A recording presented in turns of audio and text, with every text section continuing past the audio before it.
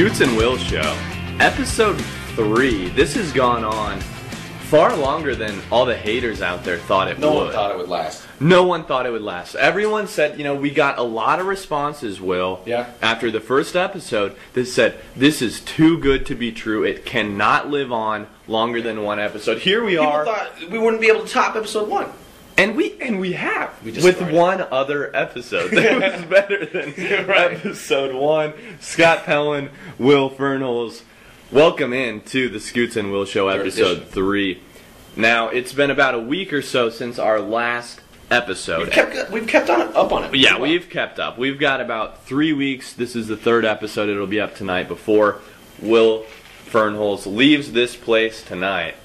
We'll have it up on YouTube and scottpellin.wordpress.com. Now, a lot of things have happened in the past week since the Scoots and Will Show last was on the air. And I'm not sure that anyone, not only in America, but around the world, could say that anything more exciting happened than what happened in Lincoln last Saturday. The first drive, Nebraska redshirt freshman quarterback Taylor Martinez, T-Magic, T-Mart, T-Rex, call him what you will, but he's a hell of a quarterback, and he showed up big in his premiere, Will.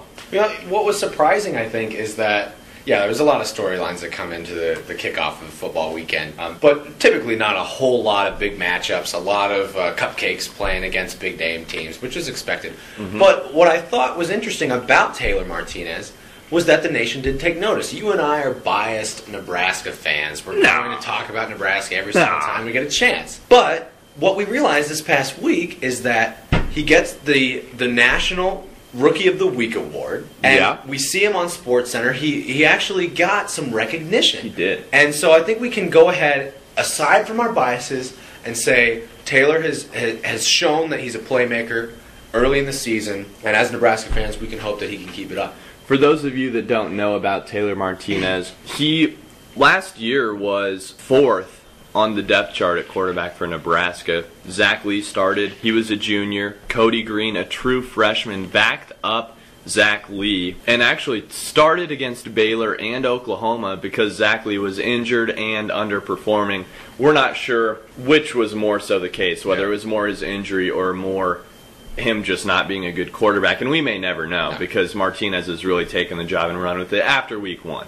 But last week, what Taylor Martinez did, 9 of 15 throwing the ball, 136 yards, no picks, no touchdowns, nothing spectacular really. He looked good at times, he looked young at times, he looked like he wasn't a natural thrower at times. But when he ran the ball, it was unmistakable. What he brought to the Nebraska offense was a spark that hasn't been seen, in my opinion, on Nebraska's roster since Crouch, for sure.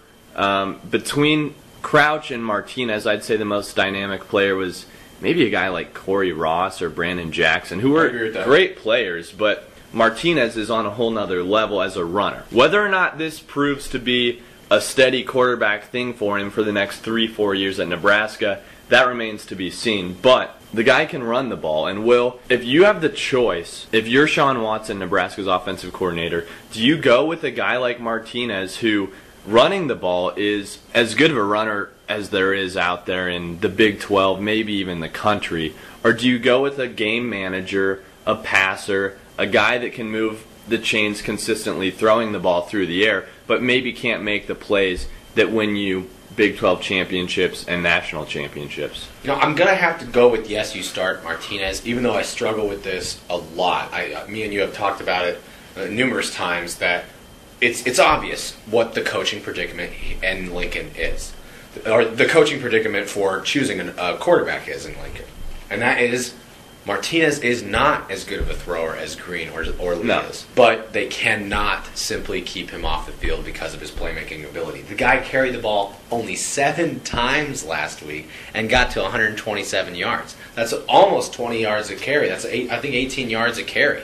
And so with that playmaking ability, with his flash, with his speed, with his movements, that he can just break a defender's ankles that we saw on Saturday, it makes it very apparent that the coaches were like, look, we see a lot of different things in these 3 quarterbacks, and we're having a hard time juggling them. Right now, Taylor's got the edge. We're not sure if some of these drives that just kind of putter out because of Taylor's lack of throwing ability is going to factor in later. But right now, based on what he's got and what he's shown, you've got to start him next week, and you got to let him hang himself if you're gonna bench him. He dazzled last week against Western Kentucky, but it was Western Kentucky, and Nebraska faces Idaho this week. Idaho is Idaho; they make potatoes, but not a lot of hype.